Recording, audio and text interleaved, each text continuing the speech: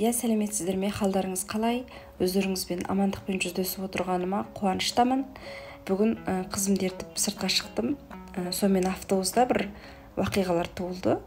Осы вақиғалар бірінші рет туылған жоқ, талай рет кездестірдім. Біртүрлі ішім ашыды, не үшін бұндай болады деген секілді. Енді осы вақиғаны баяндап өтейін. Қызым екеуміз автобусқа шықтық. Сонымен бір орын тұр екен, бос екі орын. Қызыма сен ішіне қарай отыра қой, мен сыртына отырайын деп солай дедім. Сол кезде қарсы жағымызда бір әйел кісі отырды, 40 жастар шамасында. Мен сол сөзді айтқан кезімде маған таң қалып былай қарады да. Одан кейін отырғаннан кейін қызым тоқтамай маған сөйледі. Мен де онымен сөйлесіп екеуміз солай әңгімелесіп отырдық. Сонымен ана кісі әлі таң қалып отыр. Енді мен өзім ішімнен сезіп отырмын, ол кісі не үшін таң қалып отырғанын.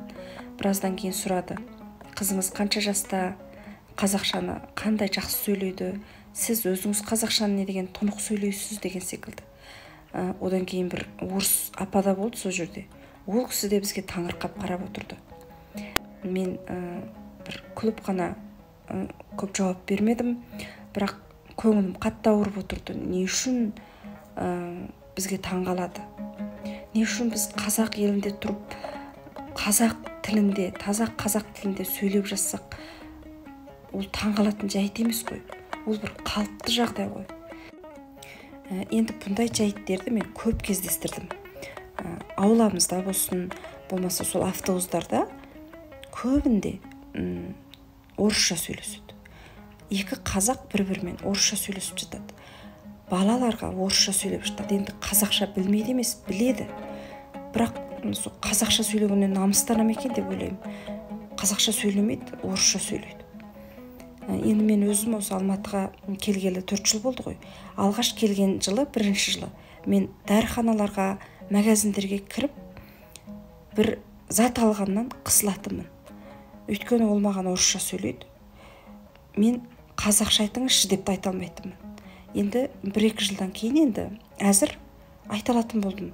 Маған қазақша айтыңыз, мен орысша түсінбеймін деп. Сол дәрежеге жетіп қалдым енді. Енді 4 жылдай болып қалды, біз енді орысшаны да біраз сөйлей алмасақ та түсініп қалдық. Бірақ ол орыс болса да мен оған қазақша айтамын. Одан кейін енді бір хорошо деген сөздерді де айтқым келмейді. Жарайды деп айтамын. Ал жарайды деген сөзімді кейбір қазақ түсінбейді. Не дейсіз деп. Енді бұл бір іш ашитын жайт деп ойлаймын. Бұлай болмау керек деп ойлаймын. Біз балаларымызға қазақша сөйлеуіміз керек. Қазақша сөйлей алғанымыздан, тұнық қазақша сөйлеп жатқанымыздан намыстанбауымыз керек, мақтануымыз керек деп ойлаймын. Қайта екі қазақ тұрып бір-біріне орысша сөйлегеннен ұялса болады деп ойлаймын да. Мысалы, Жапонияда болсын, Кореяда болсын, екі жапондық бір-бірімен ағылшынша сөйлеспейді, сөзсіз жапонша сөйлеседі. Әрқандай ұлт сондай бір ұлтшыл болады да, өз тілін қорғайды. Енді біз қазақ елінде сондай болмасақ, біздің еліміз қалай дамиды? Ең алдымен тіліміз дамуы керек қой. Баламыз, ұрпағымыз өз тілінде сөйлеу керек деп ойлаймын. Қазақ елінде біз қазақша сөйлеп жатқанымыз үшін мақтануымыз керек деп ойлаймын. Ел бізге таң қалмау керек деп ойлаймын. Сіздер келісесіздер ма?